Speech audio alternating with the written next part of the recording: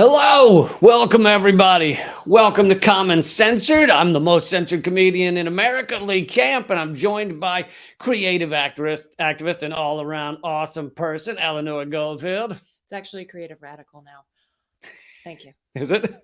Did you get it officially changed? Did you go down to the city hall? I did. And have it But I changed like to creative? activist because Did I say activist? you said activist. Which, I think I said activist, which I don't know what that is.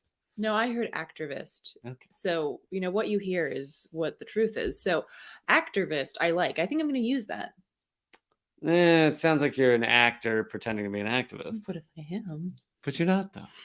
But no, I'm not. But you're not. There was an FBI warrant out for you, so. That's true. Also, I don't know if I can go to Louisiana. Because you don't like mosquitoes. That's mosquitoes also true. Mosquitoes had a warrant out on me. I'll tell you that much. Yeah, no, that's the thing. If you ever want to not get bitten by mosquitoes, just sit next to Lee. We have incredible topics and stories coming up for you. One of the biggest ones is the non-Western world. I wish there was a better term than West, but most people seem to know what that means because obviously it's not just the West. There's this country and that country. But anyway, the non-West is coalescing, coming together. Sorry. I'm sorry. I just have to highlight that because that's funny. AOC is an activist. Well put. I'm sorry. Go ahead. The non-West. The non-West is coalescing, coming together in basically standing up to the U.S. empire, which is kind of an about time kind of thing. And we're seeing this happening in real time. It's pretty incredible. And I both think that it, in many ways, may mean very difficult times for your average American, but also for humanity. We have to get to a place where countries are viewed more equally. There is not U.S. hegemony. We don't invade every country that goes outside the petrodollar. Like, we have to get there. And so in a long-term way, it's a positive, kind of like moving off fossil fuels. If you were to cut off all fossil fuels tomorrow, a lot of people would suffer in a fuck ton of ways. And also we'd have a livable planet longer. So anyway, so we're going to cover that. We're going to also cover a bunch of other stories that are significant. And thanks for joining us. And a lot of people are commenting red, which I don't know if they're calling us communists or they're impressed by your hair. But thank you. This is the Halloween coloring. No, I wasn't. Although I did dye it red once to be Axl Rose for Halloween. But I don't. Did he have red hair? Well, he still does unless he dyes it. Blondish red or something. Right. Strawberry blonde, I believe what you call it. Not this kind of red. This is not a natural hair color. No, but I felt autumnal, like the changing colors and everything like that. And I felt moved to dye my fucking hair. Did you know autumnal is only a real word in poems? It's the only place you're allowed to use it. I'm a poet, so there you go. I get to use it. You are. In fact, the book is... Oh, nice. It almost feels like we planned that ahead of time. There it is. And then I pass that to you. But we did not. Anyway, hello everybody. Thanks for joining us. Please hit subscribe and hit like and hit thumbs up and all those things because we're incredibly suppressed and censored and deleted and so we need your help. Thank you.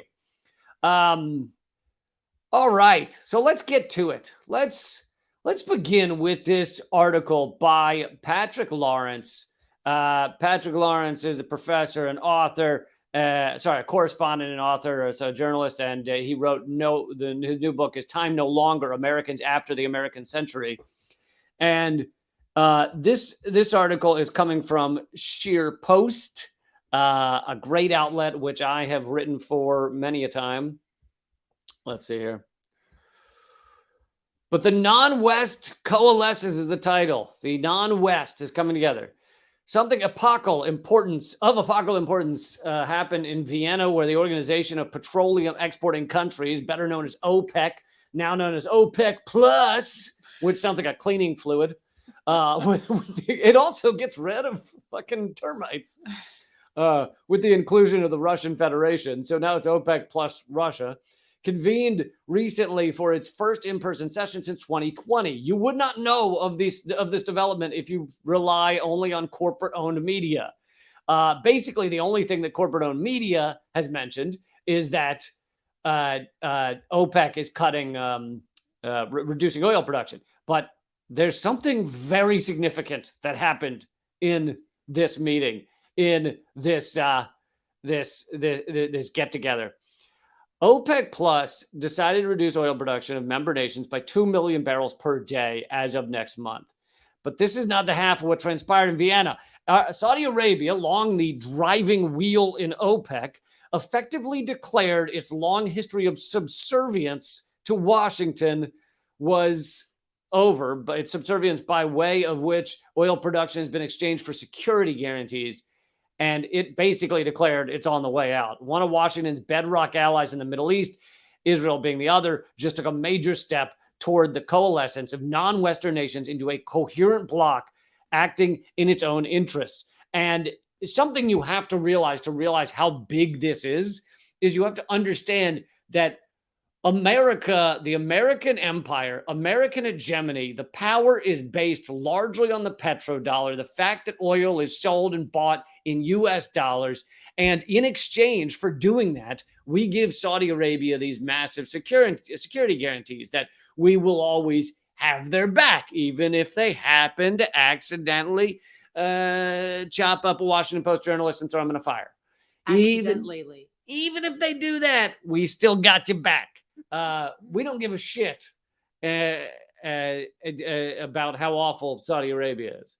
And the reason is because of this deal we have with them. So if it goes back to the 40s, right? 1945, yeah. That's when it first started, but we didn't get off the gold standard, I think, until the 70s. So that's when the petrodollar became this, thing that is the basis of our empire. And the article goes on, this is more than a pretty big deal. It brings us considerably closer to a new world order. New world order. Russia and China, the two most influential non-Western nations, have been talking about for several years. Hold on, I wanted to go back to showing you guys there. Have been talking about for several years, and notably since the Biden administration took power in January 2021. Within months, Beijing and Moscow concluded that there is no making sense of a nation that, even if its power declines, has no intention of working with them as equals for mutual benefit. And that's one of the biggest flaws of America. I mean, there's a lot on that list. But one of the biggest ones is we basically say to every other country, fuck you, we're not going to work with you on an equal basis ever.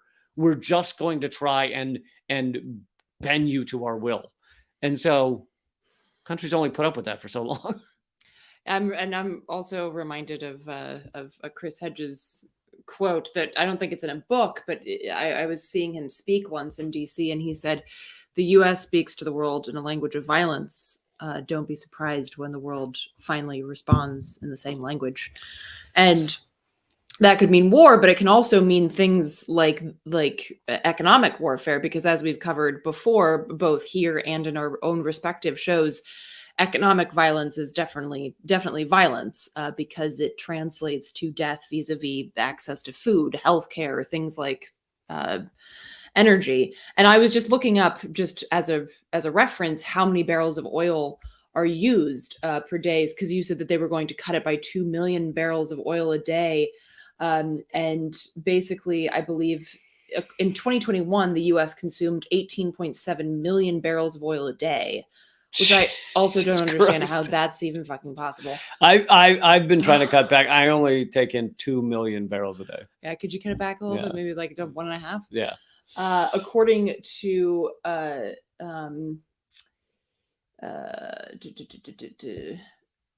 in 2016, I can't find easily. I mean, I'm sure I could find it, but quickly.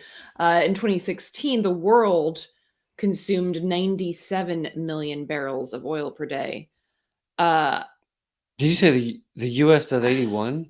No, 18. Oh, 18. 18.7 million barrels a day. Per day. And then the world is 97 million barrels per day. So 2 million barrels a day, because these numbers, oftentimes we hear these numbers and we're like, what the fuck does that mean? Like in actuality, like in relation to how much is actually consumed. And so there you have it. There's a comparison for you on that front. Good points. And also Nick's back after a year. I don't know where he's been. Hey, Nick, good to have you back. So this article that I've been reading from, it goes along with what I covered in a most censored news episode recently, that over 80% of the world is not backing the U.S. proxy war in Ukraine. That doesn't mean they're all like coming to the aid of Russia, but many have the same stance that I have, which is I'm against the Russian invasion and I'm against the U.S. proxy war. So you can be against both. And so over 80% of the world's population is in countries that are coming down with that analysis of the situation. And also, I mean, even if they don't have a moral stance on it, and they're like, I don't really give a shit how many people fucking die. They're like, I don't want to get involved. Like, I don't want to get dragged into this bullshit. Like the U.S. I mean, it's because it's so clear to anyone who fucking does even just a little bit of research exactly what the situation is. So I don't want to get dragged into the fucking this proxy war in the Ukraine, where the U.S. is really just trying to poke the Russian bear like that. How is that the fight of people in other OPEC nations? It's not. So I mean, I think this has been a long time coming, and it's also been something that I really would have liked to see from countries in Europe, for instance, really that, standing up to U.S. imperialism, particularly vis-a-vis NATO, and saying, fuck you, we're not doing this anymore. It's dumb and you're killing the planet. But unfortunately, Europe has been towing the line of U.S. imperialism. And yeah, we're going to get to that quote you found from the EU in a second. So they talk about Russia. He talks about Russia and China being the two most influential non-Western nations. Have been talking about this for several years. Within months, Beijing and Moscow concluded that there's no making sense of this nation. Oh yeah, I already did that. And numerous countries have had little trouble detecting which way the wind blows in this situation. The Ukraine crisis has sent a new bolt of electricity through this geopolitical trend that was already happening. I mean, the U.S. is a late stage empire. That's been going on for many years now. Heavily exploited the world, pushed everything to the brink, and along with being a late stage capitalist society.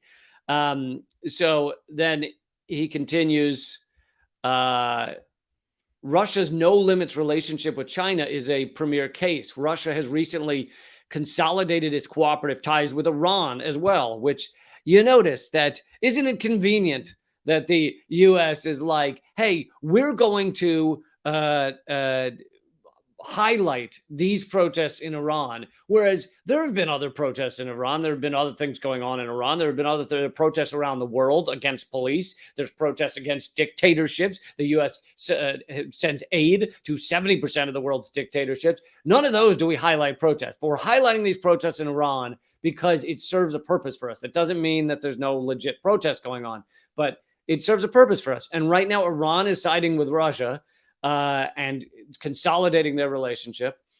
And then he continues, so has China. And then he points to these various partnerships: Iran and Venezuela, China and Cuba, China and Nicaragua. The list goes on. As we speak, Moscow and Beijing are developing partnerships of various kinds in Africa, the Middle East, and Asia. And in fact, when Zelensky had a call with African leaders to try and give his, propaganda view of things, something like 95%, I believe, of African nations did not attend the video propaganda from Zelensky. So that shows you where Africa stands on this, which is how you end up with 80% of the world's population coming down on the side that hopefully you guys viewing are on, and the side we're on, which is against the Russian invasion, against the fucking proxy war, against funding and arming Nazis, against all that shit.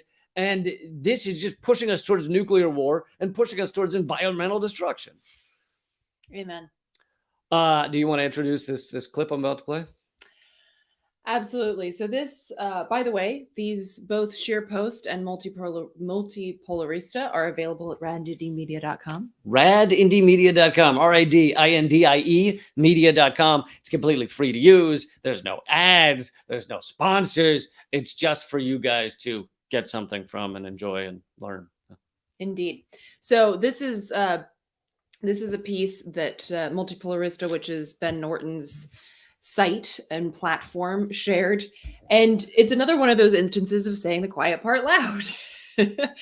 And which seems to be happening more and more often these days, which I guess I kind of appreciate, but also I'm still shocked when it happens, I guess. So this was in like roughly 2 weeks ago, October 10th, in Brussels. The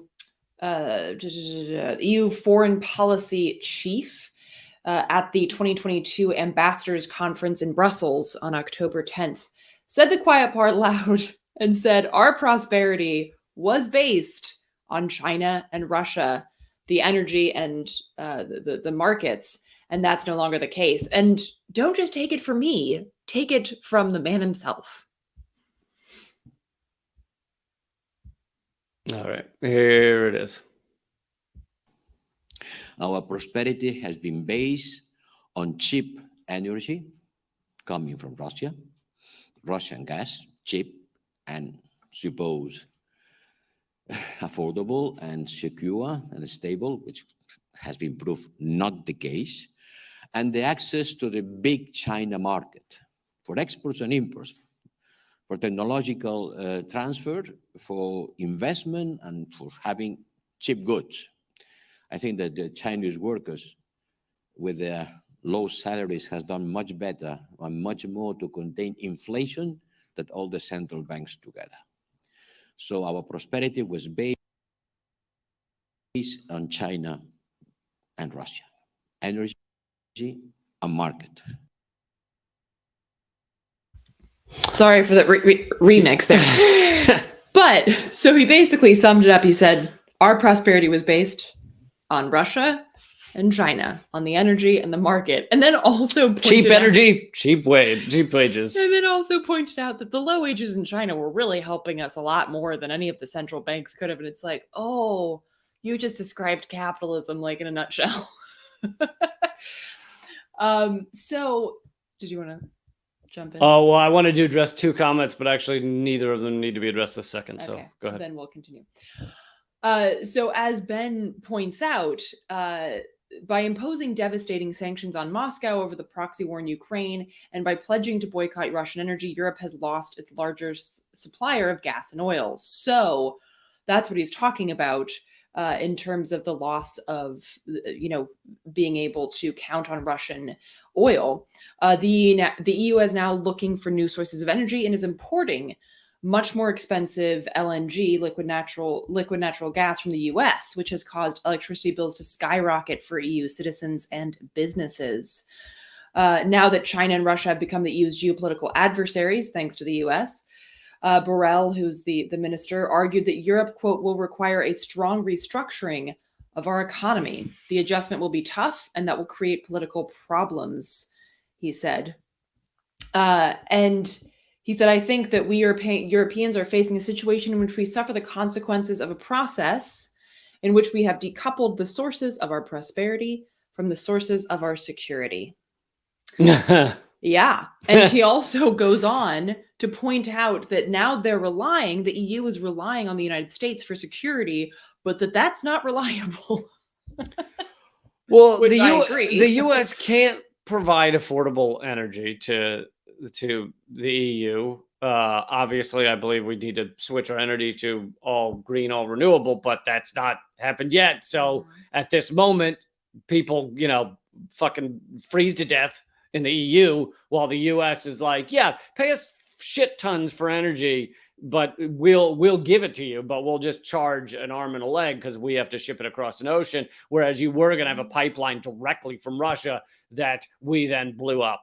And so, yeah, the EU is fucked. And honestly, this is part of what the U.S. wanted in this situation, which is to put the EU back into a vassal situation, a feudal situation underneath the United States. And they're fucking there. I mean, the EU is just going along with all of this hook, line, and sinker. The U.S. has pressured them, and they're just doing it. Right, and Borrell points out that this is a really unstable situation. He says that, and this also speaks to your point, Lee, of the petrodollar. The central banks raising interest rates in the United States, everybody has to follow, because otherwise their currency will be devaluated. Everybody is running to raise interest rates, and this will bring us to a world recession. The world following the Fed, the world implementing the same monetary policy, because there is no other way. Otherwise, the capital won't flow. And he said, and you have to do it even if it's not the right policy for your internal reasons. And so he's pointing out that they are having to follow the U.S. because that's the decision that these governments have made, and that it's a hugely unstable situation, both economically and in terms of the energy market, as Lee just pointed out, and that having the history of relying on cheap energy from Russia and cheap labor from China is no longer the happy valley situation that the EU exists in, and they are now in a very awkward and difficult position that will only get more difficult as time passes. And he's not coming out and saying what the obvious point here is, but you shouldn't fucking follow the US in any way, in any topic, issue, policy. Not even to a movie. Probably be a shitty movie. No, but you'll also end up down a weird fucking alleyway. You don't want to don't. Terrible sense of direction. So basically, the only way out of this is to stand up to US empire. Otherwise, you are going to continue down this path. And he also makes a point of mentioning the rise of the far right, which, as I have pointed out many times, neoliberalism is the road that's paved towards fascism. Fascism always exists at the end of neoliberal policies. And so the only way out of this is to stand up to US empire. But that's not something that is looking realistic if you look at the policy of European nations. So they should take a page from the non-West OPEC folks. Yep. Perfectly said. And real quick before I get back to the initial article from Sheer Post, I just wanted to address two comments. One person said, you guys should have someone from Multipolarista on your live streams or podcasts sometimes. And Ben Norton founded Multipolarista, and I have had him on many times. I've had him on Project Censored as well. There you go. So, yes, everybody should check out those interviews. And then someone else, I think they might have been a Trump fan, wrote in the comment thread, I don't recall any wars under Trump, huh? And actually, although Trump did not spark off the proxy war in Ukraine. Well, he didn't try that one. But he actually did try. Yes, he assassinated the top Iranian general. So no, but he didn't try to start a war in Ukraine. Yeah, not Ukraine. No, but when you say he did try to start other wars, like with Iran. But actually, many of the wars continued under Trump. In Obama's final year, the Pentagon dropped 26,000 bombs. In Trump's first year, the Pentagon dropped 40,000 bombs. So the idea that war was not ongoing under Trump is kind of laughable. You have to use a really kind of fake view of history to believe that. Well, not even. It's just dumb. That's just dumb. There are areas where Trump did try to create peace for his own reasons, his ego or whatever reason. One is North Korea, and the military-industrial complex stopped him from doing that. Pompeo, although that Pompeo was one of his good buddies, Pompeo and John Bolton stopped him from creating any kind of peace with North Korea. So Yes, that part is true. So if you want to say there are moments where Trump tried to create peace, you could make that argument. To say there were not wars going on under Trump is absolutely not true. But also, let's not confuse the intention, right? Him trying the motivation, the intention, the motivation. Trump doesn't give a shit how many people die. He doesn't give a shit if the whole world goes up in flames, as long as he has his gilded fucking toilet. So this is not about whether Trump is a good person or not. He's an awful fucking human being. as are pretty much all our presidents. Well, right. But I just don't want it to get confused in terms of what the intention is, because that's important. Because if you actually wanted to create peace with any nation, then you as a president would move towards that. And if the military industrial complex stood in your way, then you would make a big fucking stink about it. But of course, Trump didn't, because he's a fucking idiot and he's a horrible human being. Yep. So I just want to conclude real quick with this, with a little bit more from this article at Sheer Post, which I think this is one of the most important stories going on in the world right now. And you will get zero of it from mainstream media. The maximum you'd get from mainstream media is that Saudi Arabia cut oil production a little bit and it may cause higher prices. That is the max, and that is nothing. That is none of this story, and you just can't get this. And this is what we are all facing in this world right now, and our coming years are going to be decided in many ways by what is being discussed in this article. So just a little bit more, as you recall, he was talking about the various partnerships of non-Western nations, such as Russia and China, Iran and Venezuela, China and Cuba, China and Nicaragua. He then goes on to say, when Putin and Modi summited in New Delhi last December, the Russian president and the Indian prime minister oversaw the consummation of no fewer than 28 agreements covering cooperation across the board: investment, tech, transfer, energy, defense, all of that between India and Russia. And one final line, he says, in my read, he's talking about Biden, I believe. Biden, the Biden White House has effectively joined. Wait. No, he's talking about MBS, Saudi Arabia. Yeah, so Saudi Arabia has effectively joined the Russians and Chinese in concluding there is simply no working with so unserious a regime. I almost think that the one thing I will maybe partially disagree with is it seems Patrick Lawrence is almost saying Biden's just a fool. And it's like, I don't think Biden's a fool. I think he is representative of what this imperialist capitalist society vomits up in kind of its end stages. You vomit up someone that will do anything at all costs, or will listen to people that want them to do anything at all costs to try and maintain ownership of the world. Mm-hmm. There is no one in those meetings, in that cabinet, sitting around Biden. Let's be honest, Biden's not making most of these decisions. Someone that can put together 2 words is probably making them. And there's no one in that entire room, nor in the Pentagon, that says, perhaps we should work with some of these countries.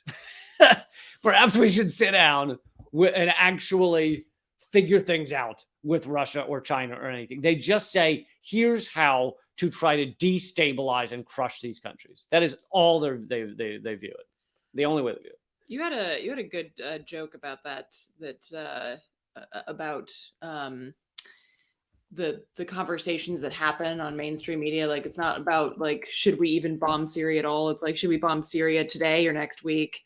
And so that becomes and Chomsky has a quote about this, like about the acceptable parameters of thought. It's termed the Overton window. Right. Yeah. And how they make you think that there's this lively debate just in between these small parameters. But in reality, the larger questions that actually have meaningful answers are far outside of these confines that they give you on purpose, because they don't want you asking the meaningful questions, because you might come up with a meaningful answer that flies in the face of their propaganda and the foundations of the oppressive system that we live under. So, yeah. So everybody keep an eye on that story. I'll keep referencing it. And this also goes along with something I've been talking about a lot, which is the great splitting of the world economies.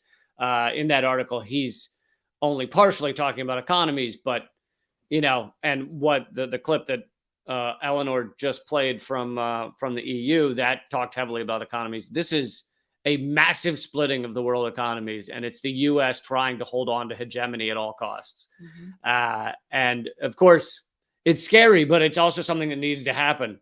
It's like leaving an abusive relationship. That's a scary time, but it kind of has to happen. The U.S. government is the largest abusive partner that's ever existed. Yes, what? Well, let me say this first. We're going to do one more story, and then this live stream will only be at rumble.com/Lee Camp. It's free to watch there. There's no charge. Just join us over there, rumble.com/Lee Camp. And my entire main YouTube channel has been banned globally. So I have no choice but to be at a platform where they will not ban me. So please head over to rumble.com/Lee Camp. We'll do one more story and then we'll go over there. Would you like to do New Jersey next or Haiti? Are you feeling more of a Bon Jovi vibe or insert Haitian artist here vibe? I see. I thought you were going to go with Bruce Springsteen, but you went with Bon Jersey, which is cool. I'm not hating on it. What's wrong with Bon Jersey? Nothing. I had a huge crush on him when I was a kid. So I'd like to do Haiti, please. I'll do Haiti for 100. All right, let's do Haiti for 100. So I have some things highlighted. I don't know if you want to. We don't have to focus on those. Is that proof that you did your homework?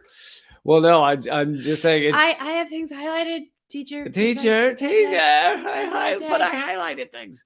No, it is kind of funny because sometimes I'll highlight things and then you'll go through the article and you'll actually pick all of the opposite points. Yes. So in that case, everyone look at the highlighting and then look at what's under it, and then you'll see what I'm actually talking about. No, so I mean, it's not a very long article, so I recommend that people check it out. If you have the interest and the time afterwards, it's via People's Dispatch, which again you can also find at radanymedia.com. Thank you. So basically, there's some very helpful backstory, and I'm not going to go through all of it. I'll just kind of go through the Cliff's Notes. Backstory and context to what's going on and has been going on in Haiti for hundreds of years. So in 1804, Haiti became a nation thanks to a slave rebellion, and it was the first slave rebellion after the African slave trade that resulted in a casting off the colonialist power, their own society. Yeah. But the story doesn't end there, because as opposed to, and then they live happily ever after as a free fucking nation of former slaves, and hooray. No. Since 1804, the colonialist powers, which very predominantly France to begin with, because that's where Haiti was a French colony at the time. But the US, England, EU, all of that shit worked together to oppress Haiti. And that continues up until this day, where we see that there's a push for military intervention and troops being sent to Haiti to prop up an oppressive puppet government that works for US imperialism and has been oppressing the people of Haiti for decades. And of all of the regime change ops, assassinations, everything that the U.S. has carried out, Haiti has one of my favorites, just for sheer hilarity. In 2004, the U.S. and UN military, but it was on a U.S. military flight, kidnapped the first ever democratically elected president of Haiti, Jean-Bertrand Aristide. Kidnapped him, put him on a plane, flew him to Africa, and dumped him there. Yeah. And the U.S. media, they talked about how, it was a coup, and he believed he's left the country and all these things. But the U.S. media did not talk about how the U.S. were the ones that helped kidnap him and dump him in Africa, which is fucking insane. Yeah. I mean, imagine, I'm not saying that I would be against this, but imagine if somebody just swooped in, kidnapped Biden and dropped him in fucking, I don't know, England somewhere. How would the U.S. respond? Yeah, how would the U.S. respond? I think a lot of us would be like, okay. Yeah. Let's go to brunch. So basically what's happening now are a continuation of protests, and protests have been ongoing in Haiti for decades because of the extreme oppression that these folks live under. And was it last year that Moise was murdered? I Yeah. believe. Yeah, Yes. there you go. The then president Moise, who was yet another puppet to U.S. imperialism, was murdered in Haiti last year, and now there's another another puppet that is in place, and the U.S. is trying to prop him up. Ariel Henry, prime minister and acting prime minister and president, and basically his response to crises have been to continue to oppress the people of Haiti, raising fuel prices and bringing out the police and the military to combat and kill and abuse the people of Haiti.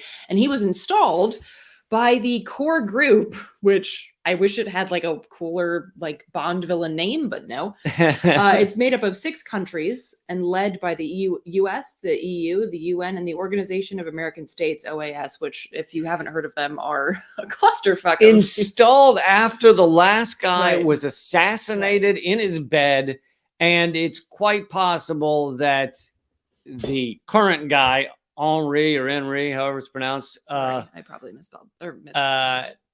was somehow connected to the assassination. So anyway, that's a little bit of backstory. Now, the current issue is that the U.S. and Canada, and I'm sure other places, are arming Henri's illegitimate government and planning military intervention in Haiti. On October 15th, the U.S. submitted a draft resolution to the UN Security Council calling for the, quote, immediate deployment of a multinational rapid action force in the country. Now, I'm just curious, Lee, how many people have you seen with the Haitian flag on their Facebook pictures and I stand with Haiti hashtags? Oh my God, it's fucking everywhere. I'm like, could people just stop with the Haitian flags? People painting their faces, all the Facebook thumbnails. And I'm like, you people don't even know what's going on there. But everyone just cares for the Haitian people. It really is. It's just terrible. Yeah. I mean, or also zero. I've actually never seen a Haitian flag on a thumbnail. And just to be clear, the US invading Haiti, Russia invading Ukraine. Pray tell, Lee, how many blonde and blue-eyed people are there in Haiti versus Ukraine? I'm gonna go fewer, Alex. What is fewer? Fewer. What is fewer? You are correct, Lee. You get the daily double. But also Haiti. The perhaps even the bigger reason is Haiti is not a proxy war for us. Right. Haiti is something we would like to get involved in because we want to keep things destabilized there. We don't want to allow what we call gangs, but you know, when the government is incredibly corrupt and US backed, isn't that a kind of a gang? So in a way, you have warring gangs. We don't want the people's warring gang to get the upper hand. So we kind of want to keep things just catastrophic in Haiti. That benefits the US. Well, it's just like the what's it, Lockheed Martin? When the Iran nuclear deal was first signed, Lockheed Martin had a call to its board and its investors, and it said, "Don't worry, we're going to make sure that things remain destabilized in the region for years to come." Because destabilization, which will be good for us, right? Destabilization is a code word for the military-industrial complex making bank off of the murder and oppression of millions of human beings. Very few of them blonde and blue-eyed until recently. And again, now it's not important because it's worth it because we get to poke the Russian bear. So as somebody put it, I can't remember who it was, we are prepared to fight Russia to the last Ukrainian. Anyway, back to Haiti. There's a great portion of this article that talks about actual solidarity, which I feel like is something that gets lost in these conversations, because to be honest, putting up a Haitian flag is not going to help anything, right? Yes, it might point out that people are fucking hypocritical in who they support, and which kind of wars and which kind of invasions they find abhorrent and which ones are totally fucking fine. Hold on, But- I have to go change my Facebook. However, there are actual ways to be in solidarity, and one of them that's very important is to educate ourselves. So, for instance, they use the example of the Cuban Medical Brigade, which first went into Haiti in 1998 to support them after multiple disasters. And again, Cuba's largest export seems to be doctors, whereas ours is weapons. And it's so funny, in the rare time that the U.S. media will mention how great Cuban doctors are, or not how great they are, but Cuban doctors, and that they are helping in many nations around the world, whenever the U.S. media, they'll be like, Cuba has sent evil doctors to evilly look at people and help them. They're stabbing them with needles. And so, and then there's various organizations that they point out have worked to support Haitians on the ground. And I also recommend that people take a look at HaitiLibre.com. That is a news site that seems to have some really solid information vis-a-vis Haiti. But in terms of the demands to be in solidarity with Haiti, here are a few. One, that France and the United States provide reparations for the theft of Haitian wealth since 1804, including the return of gold stolen by the U.S. in 1914. Yes, legit fucking just like pirate robbers stole a bunch of gold from Haiti. France alone owes Haiti at least $28 billion because, this is amazing. After Haiti won their independence vis-a-vis a slave rebellion, France demanded that they pay them reparations for the loss of the free labor that they would no longer be getting because of no more slavery. Imagine you kidnap somebody, keep them for a few years in your basement. They then escape, and as they're running away across your lawn, you're like, you owe me $1 million for the stuff you would have done for me if you were still here. Yeah, like that's basically it. That's what it is. Yeah. So France, get to work on that. I don't know how long it would take you to get 28 billion, but send it get back, moving. France. Send it back. Bring it on back. Beep, beep, beep, beep. Come on, France. Another point is that the U.S. returned Navassa Island, which is an island that is between Jamaica and Haiti, I believe, and it is now a fucking U.S. military base, and you can only get to it if you have permission by the U.S. military. So this would be a nice moment to both give back an island that belongs to a sovereign nation and get rid of a U.S. military base. Two birds with one stone. I don't like that saying. How can we change that to? I don't want to throw stones at birds. Don't say two bagels with one scone. Don't you dare. No. Number 3, that the UN pay for the crimes committed by the MINUSTA, which is the UN stabilization mission in Haiti, which was very destabilizing, and killed tens of thousands of Haitians, raped untold numbers of Haitians, and also introduced cholera into the country. So well done, UN. Very stabilizing. In a poorly attended ceremony where they said, here is cholera. Cholera. You're welcome. The 4th point is that the Haitian people be permitted to build their own sovereign, dignified, and just political and economic framework, and to create education and health systems that meet people's real needs. I don't know, maybe something that like a democratically elected government would do that we could just stop fucking overthrowing for one hot second.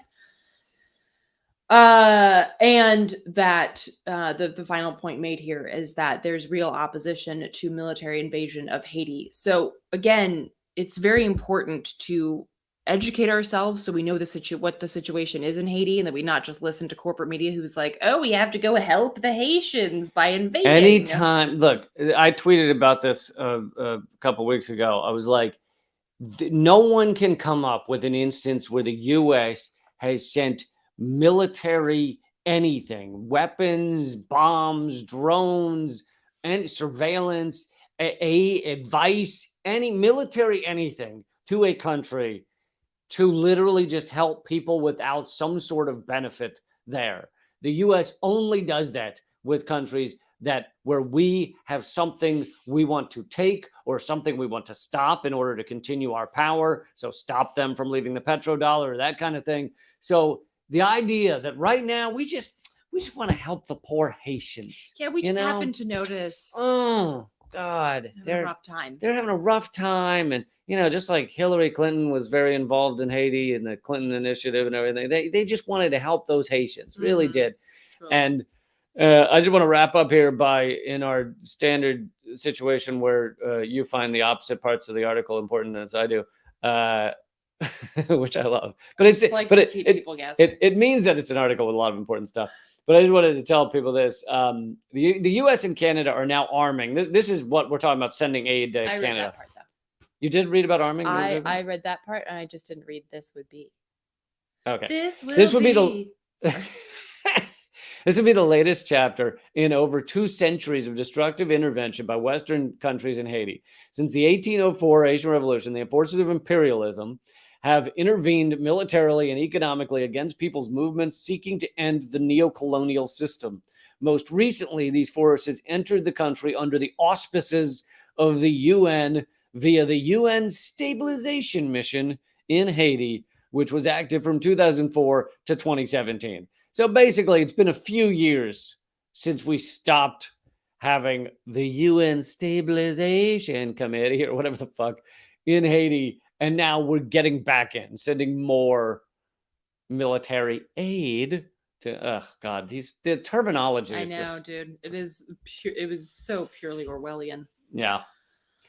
All right, folks, we are continuing this live stream at rumble.com/Lee Camp. I'm also going to play one of the new episodes of the Most Censored News at the end of this live stream as well. So if you want to see that, if you want to see the rest of this live stream, go to rumble.com/Lee Camp. And let's see, if you give me 1 second, I'll give you the direct link. Yeah, was that Ghostbusters? It was. I just watched Ghostbusters the other day. Number 2. I haven't seen number 1 in fucking years. Well, that can be arranged, I know. All right. See, everybody, if you aren't going to join us at rumble.com/Lee Camp, I hope you'll still become a member at leecamp.net and support this show. You can also become a member there for free and check it out and not pay anything, and then see if you want to support the show as well. So please do that. Someone just commented, France can ask U.S. Congress for $28 billion. If France just said that it was, if they just waved a Ukrainian flag, they'd probably get it. All right. We are going to continue with something epic.